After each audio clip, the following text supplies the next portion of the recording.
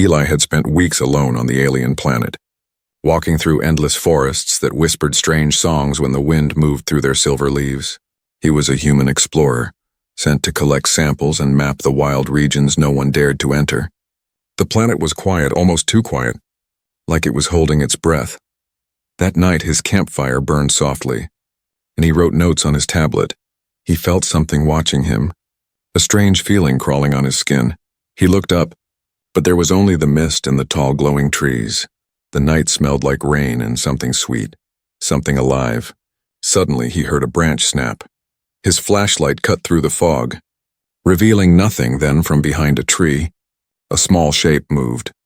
Low to the ground but graceful, Eli stood up slowly, his hand near his laser pistol. The shape came closer, her fur reflecting the firelight. It was a small woman, or maybe not a woman at all. Her ears were pointed and covered with soft orange fur, her eyes large and glowing like amber glass. A fluffy tail swayed slowly behind her. She was wearing a torn cloak made from leaves and silver threads. Her nose twitched as she sniffed the air. Eli froze, his breath caught in his throat. He had read stories about native creatures on this planet, but no one said they looked like this. She tilted her head, studying him. Then she said softly, in broken but clear words, "You smile nice." Her voice was light, almost musical. Eli blinked in shock. Did she just compliment him? He tried to speak, but before he could, she stepped back into the mist, disappearing like a dream. The only thing left was the faint sound of her tail brushing the ground. Eli stood there for a long moment, unsure if he had imagined it. The wind carried strange whispers again, and the forest felt alive. He returned to his camp, but sleep refused to come. He replayed her voice in his mind again and again. The next morning he found footprints near his tent. Small and light like paws, they circled his camp twice, stopping right next to his bag of food rations, but nothing was stolen. He frowned, wondering if she had been watching him all night. For the next few days he kept seeing signs, broken branches, disturbed soil, shadows moving between trees. Every time he turned, there was nothing there. But deep down, he knew he wasn't alone. On the fifth night, a soft humming woke him. He opened his eyes to find his campfire still glowing low, and just beyond the light stood the fox woman. She was holding a strange glowing flower, its petals floating like fireflies. She didn't run this time. Eli sat up slowly, trying not to scare her. "Who are you?" he asked gently. She looked at him, her ears twitching, then looked up at the stars. "You, not from here," she said. Her English was simple, but her tone carried sadness. "Your kind hurt the land. Trees cry." Eli felt a sting of guilt. He wanted to explain he wasn't here to harm anyone, only to explore, but she stepped closer before he could. She reached out a small hand and touched his cheek, her claws cold and light. "But you smile, not like others," she whispered. For a moment the world was silent, only her glowing eyes and the fire between them. Then suddenly a deep growl echoed from the forest. The foxwoman's ears shot up and she pulled away quickly. Her tail flared and she hissed softly. "They come," she said. Eli jumped to his feet. "Who comes?" But she was already gone, running into the darkness. Moments later the trees shook. Something huge moving beyond the mist. He grabbed his weapon, scanning the shadows. His heart raced. The growl came again, closer this time, then it stopped, replaced by silence so heavy it pressed on his chest. When morning came, the forest looked peaceful again, as if nothing had happened, but Eli found fresh tracks. Large claw marks near his camp and small paw prints beside them. Hers. It looked like she had been fighting something off. He looked toward the path she had disappeared down. The thought hit him hard. She had saved him. Whoever she was that night, as he watched the forest glow under twin moons. He couldn't shake her words. "You smile nice." Why would she say that? Why did she care? And why did he feel like someone out there was still watching him, waiting for him to smile again? Eli couldn't forget the foxwoman's eyes. They glowed in his dreams, soft and sad, and every time he woke up, he thought he heard her voice whispering through the trees. The words, "They come," kept echoing in his head. What did she mean? Who were they? For the next 2 days, Eli tried to focus on his mission. He repaired his broken drone, checked the signal tower, and mapped the forest. But something, or someone, was following him. Whenever he turned around, he caught a glimpse of orange fur behind the trees, a tail vanishing into the mist. At night he felt her presence again, Small footsteps around his tent. The quiet crackle of leaves. Sometimes he caught her scent in the wind, wild and sweet like burnt sugar. It made his heart race for reasons he couldn't explain. One night he decided to test it. He pretended to sleep, lying perfectly still. Through half-closed eyes he watched the edge of the firelight. And there she was, moving closer. Her movements soft as shadows, she crouched near his tent, watching him with those golden eyes. Her expression was curious, almost gentle. Eli waited until she leaned closer. Then he whispered, "I know you're there." She froze, her ears twitching. Her tail flicked once, and she whispered back, "You, not sleep?" He sat up slowly, showing his empty hands. "I won't hurt you," he said quietly. "I just want to talk." For a moment, she didn't move. Her gaze darted around the forest, as if expecting something dangerous. Then she sat down at the edge of the light. Cross-legged like a child, the fire reflected in her fur, making her look half real, half dream. "Why do you follow me?" Eli asked. She tilted her head, thinking, "You, different," she said slowly. "You look at Forrest with soft eyes, not hunter eyes." Eli smiled faintly. "I'm not a hunter," she sniffed, unsure if she believed him. "All humans are," she murmured. "They come, they take, they burn," Eli sighed. "I'm not like them, I'm just here to study, to understand." Her eyes softened for a second, but then a low sound rolled through the forest, a deep vibration that made the ground tremble. She stiffened instantly, her tail puffing out. "They come," she hissed, standing up. "Run!" Eli jumped to his feet. "Who's coming?" he asked again, but she didn't answer. She grabbed his hand and pulled him toward the darkness beyond the firelight. Her grip was surprisingly strong. "No time," she said sharply. He followed her through the thick mist, branches whipping against his arms. His boots sank in soft moss as they ran. Behind them, something heavy moved through the forest, metal footsteps. Mechanical sounds, his scanner beeped wildly. "Drones," he muttered. "Military ones." She looked back at him. Confused. "Your kind?" "Yes," Eli said, his voice full of disbelief. "But they shouldn't be here, not this far out." They ducked behind a fallen tree as red light scanned the forest. Searching, the foxwoman crouched beside him, her breathing quick but controlled. "They find me, they kill," she whispered. "They think I'm beast." Eli looked at her and felt a sudden anger burn inside him. "They're wrong," he said firmly.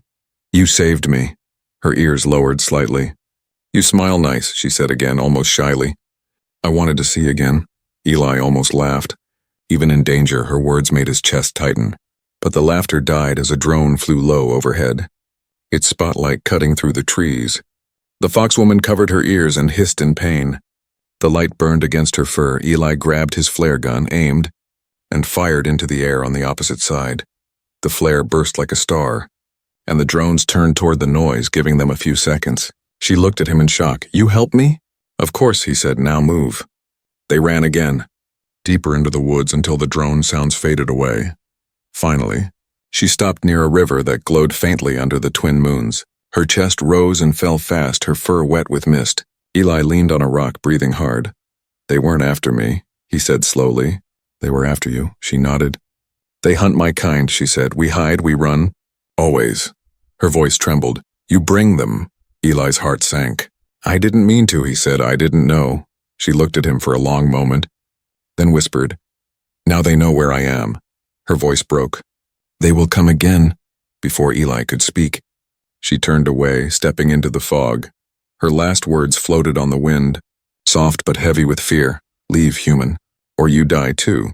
And just like that, she was gone again, swallowed by the silver forest, leaving Eli alone beside the glowing river, watching his reflection ripple and vanish, but deep down he knew he wouldn't leave. Not after seeing her eyes, not after hearing her voice. Something inside him had already decided he would find her again, no matter the danger. The next morning the forest looked calm, but Eli knew something was wrong. The air felt heavy. Like the world was holding its breath, he hadn't slept all night. The foxwoman's warning kept echoing in his mind. "They come." He checked his drone feed. The screen showed strange heat signatures moving through the forest, not just one or two, but a dozen. They were closing in fast from all directions. His heart pounded. "They found me," he whispered, but then froze. Maybe they weren't after him. Maybe they were after her. He packed his gear quickly, grabbed his weapon, and moved toward the glowing river where he last saw her. The mist hung thick, and the morning sun barely touched the ground. Each step made the leaves whisper beneath his boots. As he reached the riverbank, something caught his eye. Claw marks in the soil, fresh ones, and small paw prints beside them. Hers, she'd been there not long ago. But mixed in were heavy mechanical tracks, circular imprints from drone legs. Eli felt a chill run through him. "No," he muttered, and began running upstream. The sound of engines grew louder. The trees trembled as small explosions echoed in the distance. He climbed over a fallen log and saw a clearing filled with smoke. A squad of human combat drones hovered above, scanning with red lights, their laser barrels glowing faintly. And in the middle of the chaos, the foxwoman was cornered. Her fur was burned on one side, her cloak torn. She held a spear made of glowing crystal. Her eyes blazing with defiance, the drones moved closer. Mechanical voices echoing, "Subject found." Capture or terminate, Eli didn't think. He just acted. He aimed his blaster and fired. The first drone exploded in a burst of sparks. The foxwoman's ears twitched. She turned and saw him. Surprise flashing in her eyes. "Run!" he shouted, but she didn't. She leaped toward another drone, slashing through its cables with incredible speed. Her movements were wild but graceful, each strike fueled by desperation. 3 drones targeted her. Their lasers charging, Eli sprinted forward, diving to push her behind a rock as beams tore through the air. The ground exploded beside them, sending dirt flying. "You came back," she breathed, her voice trembling. "I wasn't leaving you," he said. "We need to move." Together they crawled through the smoke. The drones scanned the area, firing randomly. Eli used his last EMP grenade and threw it high. A flash of light crackled, and the machines froze midair before falling with a crash. Silence followed, broken only by the sound of crackling fires. Eli turned to her. "Are you hurt?" She looked at him, her fur singed, her breathing heavy, but her eyes still sharp. "You saved me," she said softly. "Why?" Eli hesitated, searching for words. "Because you saved me first." Her tail flicked once, then lowered. "You, strange human," she said, almost smiling, before he could reply. The ground shook again, louder this time, through the smoke. A massive shadow appeared. Metal legs, red eyes, a war machine the size of a house, a human command drone. It spoke with a cold, emotionless voice. "Unauthorized human detected, return to base." Eli's blood turned cold. "They think I betrayed them," he whispered. The foxwoman stood tall beside him. "They hunt us both now," she said. Tightening her grip on her glowing spear, the machine opened fire. Eli and the foxwoman dove behind a boulder as plasma blasts scorched the ground. She growled low, "We fight or die." Eli looked at his half-charged weapon, then at her determined face. "Then we fight," he said. They ran from cover to cover, shooting, dodging, moving together like they'd fought side by side for years. The machine roared, firing again. The blast hit the ground near them, throwing Eli back. His arm burned. His vision blurred. He heard her shout his name, a sound half growl, half cry. When he opened his eyes, she was standing between him and the machine, glowing symbols flickering across her fur. Her eyes blazed brighter than before. She lifted her hands, and a surge of light shot from the ground, striking the drone's chest. The machine convulsed, sparks flying, then collapsed with a thunderous crash. Smoke filled the clearing. The foxwoman fell to her knees. Trembling, Eli crawled to her side. Hey, it's over," he said.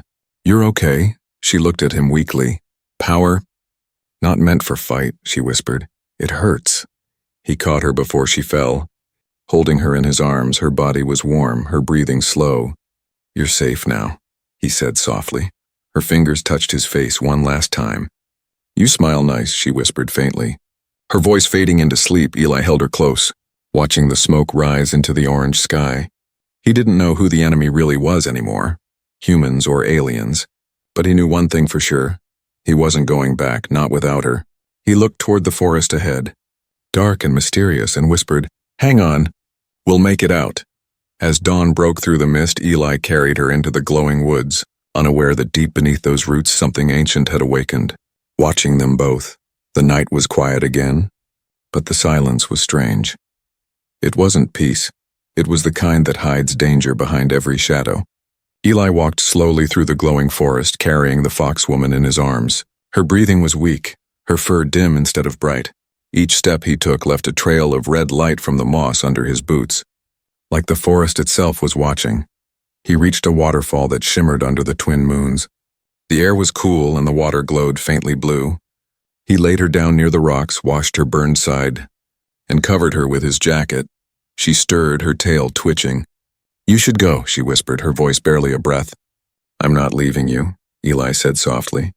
"You saved me twice now." Her eyes opened. "Golden but tired. You don't understand my kind. Not welcome near humans.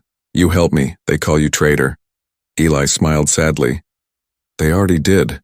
For a moment her lips curved faintly. "Then, you're one of us now," she whispered. Before drifting back into sleep, Eli built a small fire and waited. The forest seemed alive around him. Glowing insects floated through the mist, and the sound of the waterfall was calm. Still, something felt off every so often.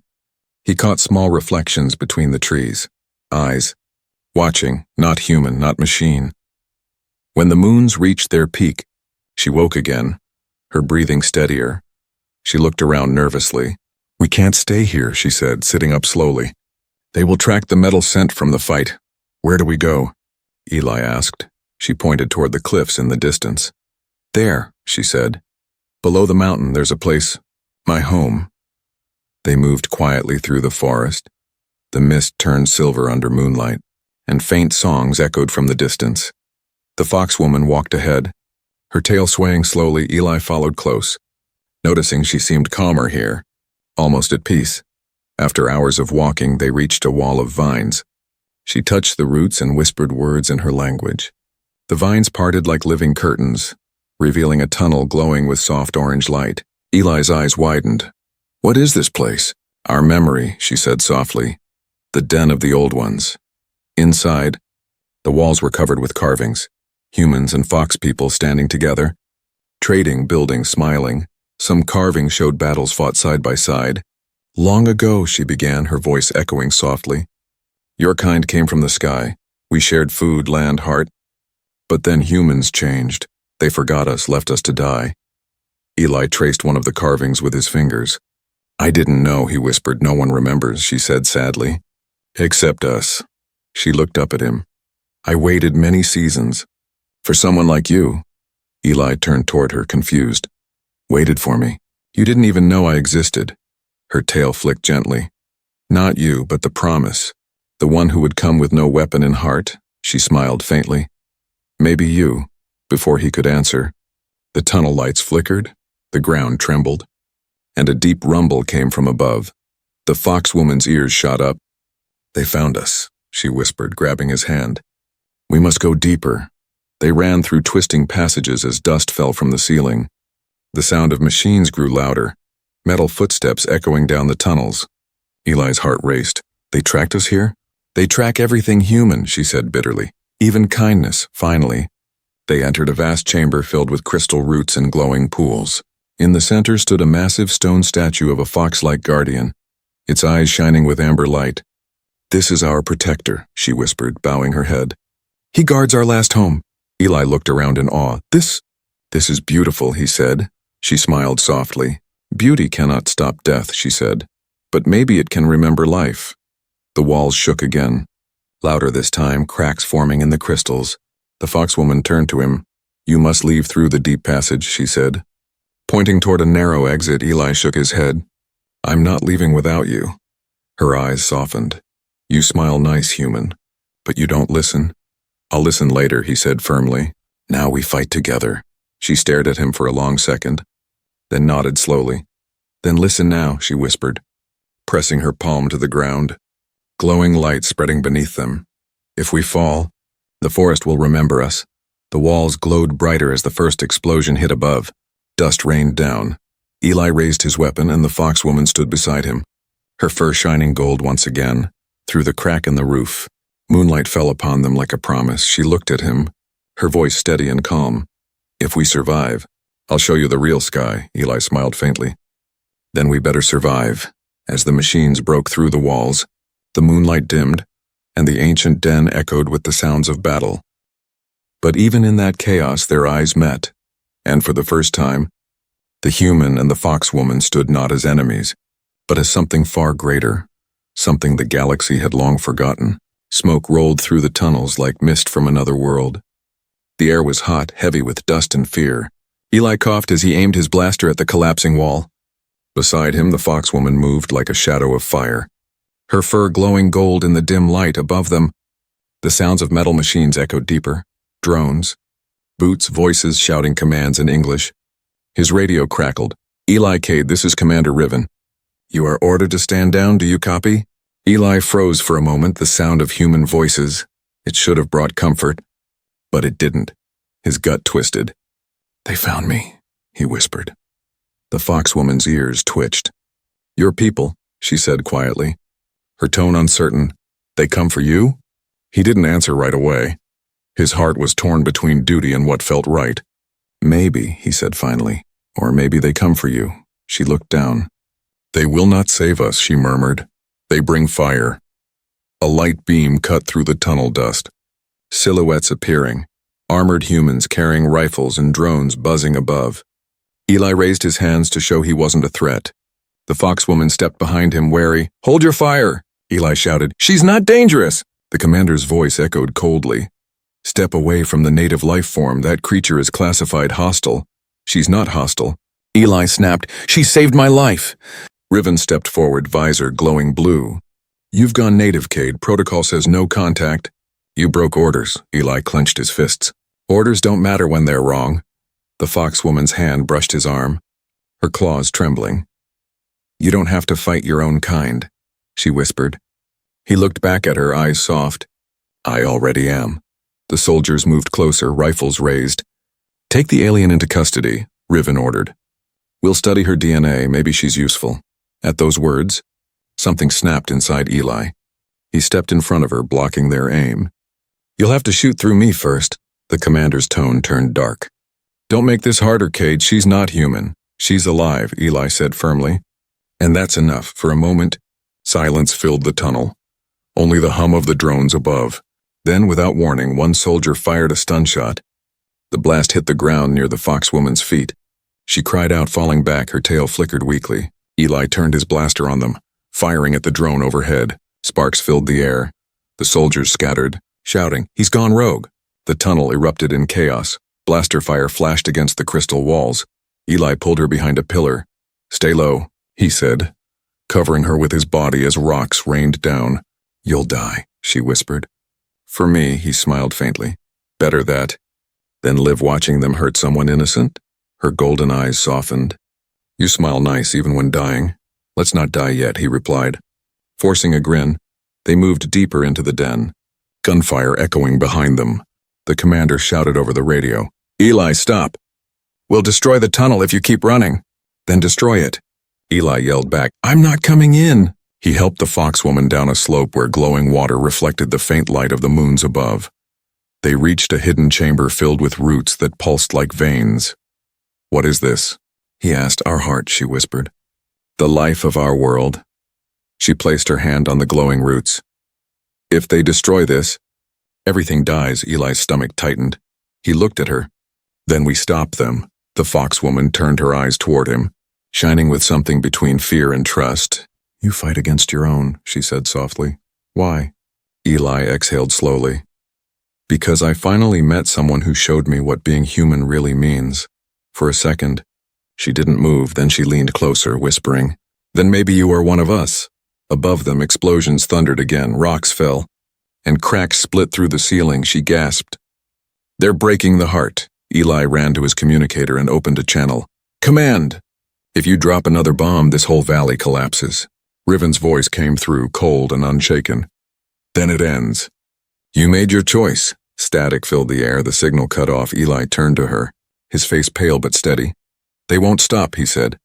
We'll have to make them. The foxwoman looked at him, her tail curling tightly. Then we go to the surface, she said. They need to see with their own eyes who we are. Eli nodded. Then let's show them, she smiled faintly, tired but proud. Maybe they will see your smile, too. He reached out and took her hand. Then let's make sure they never forget it. As they climbed toward the moonlight above, the sound of battle grew louder. The forest was burning, ships hovered in the sky, and the line between rescue and invasion blurred completely. Above ground, the world waited in fire and silence, as one human and one foxwoman prepared to face an army together, and far away, Something ancient stirred again. Something that had seen humans and foxkind united once before, now watching to see if history would repeat itself.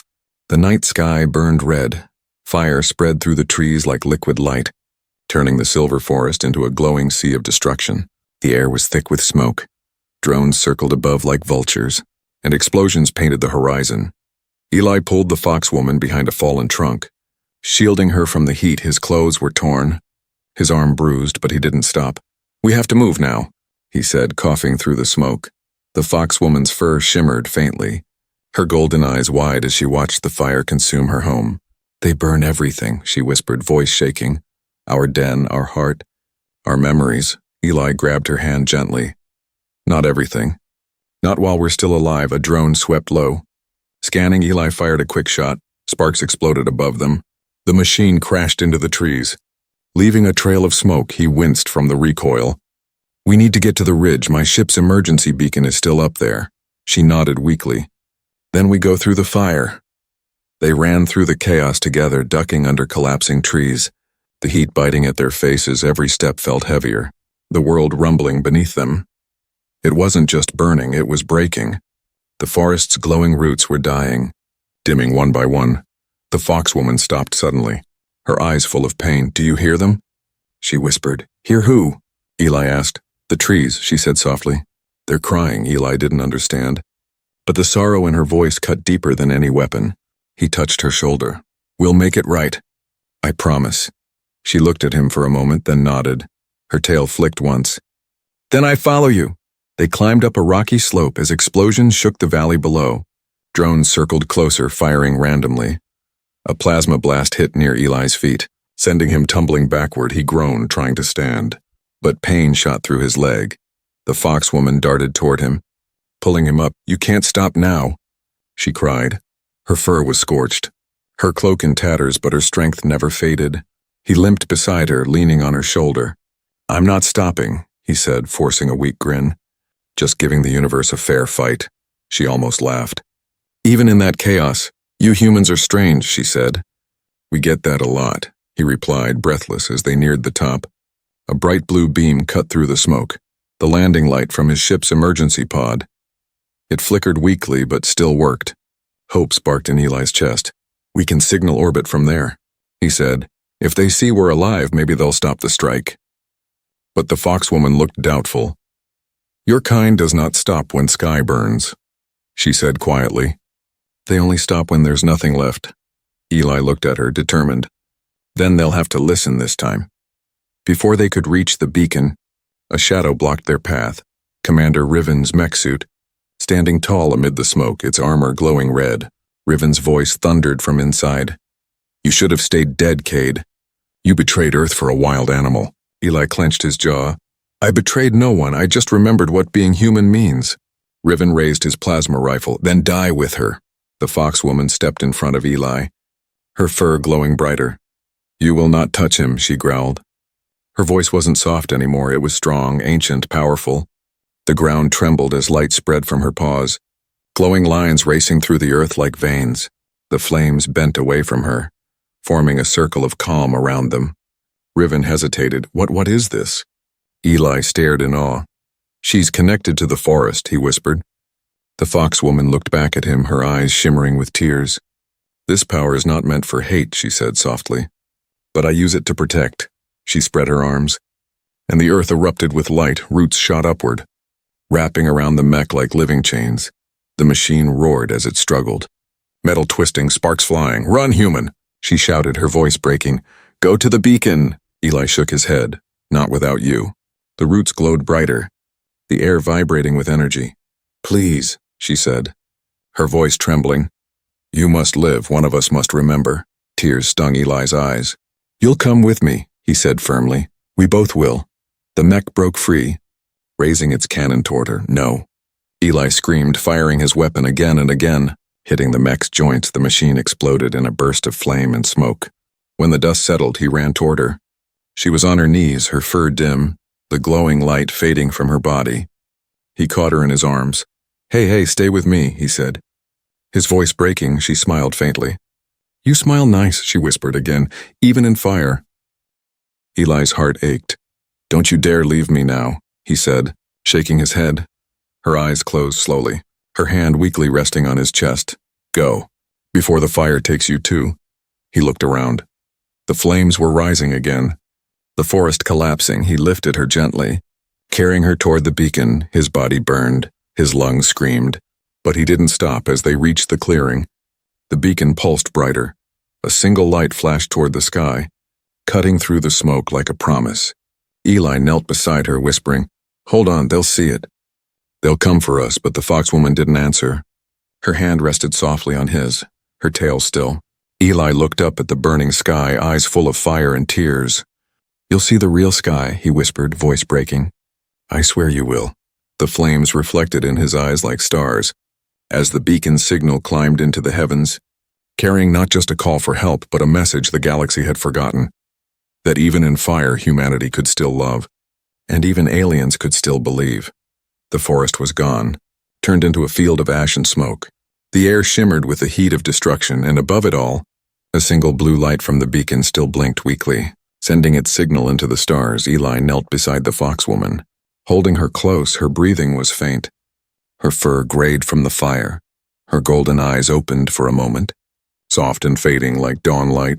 "You still here?" she whispered. "I'm not leaving," he said firmly, his voice trembling. "You'll see the sky, I promised." She smiled weakly. "You human, always promise." He brushed ash from her hair. "Then believe in one more promise." The sky rumbled. A ship broke through the clouds, its engine screaming. Human rescue craft, it circled once, scanning the ruins, then descended slowly, wind whipping through the smoke. Eli's communicator crackled. "Eli Cade, this is Rescue Unit 7. Hold position." "We have visual." He looked down at her. "They're here. We're going home," but her ears flattened and her eyes darkened with fear. "Home?" she whispered. "For me, there is no home." Eli's chest tightened. "There will be," he said. "You'll come with me." "They'll understand," she shook her head weakly. "Humans do not understand what they destroy." Before he could speak, a second voice came through his radio. Commander Riven, still alive. "Cade, step away from the creature. She's contaminated. We'll extract you alone." Eli gritted his teeth. "No," he said quietly. "She comes with me." "Negative," Riven snapped. "You disobey that order, and you'll be treated as enemy." Eli looked down at her. She was watching him silently. Her small hand touched his.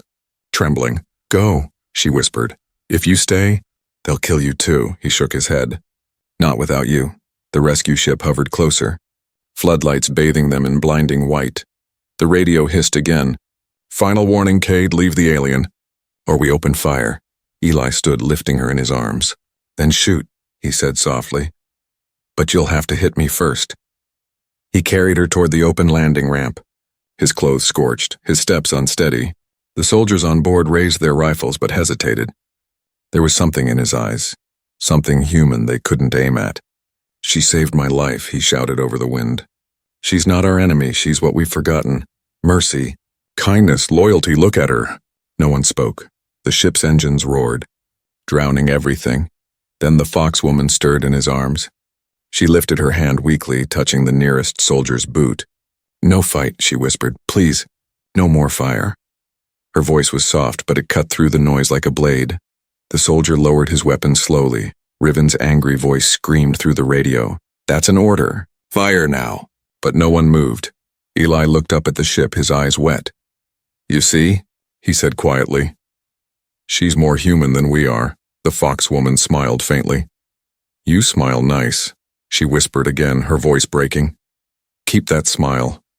For both of us, Eli held her tighter. "No, stay awake, please." She reached up, her fingers brushing his cheek one last time. "Sky looks beautiful," she whispered, and then her hand fell still. Eli froze, the world silent around him. The fire, the smoke, the wind, it all faded.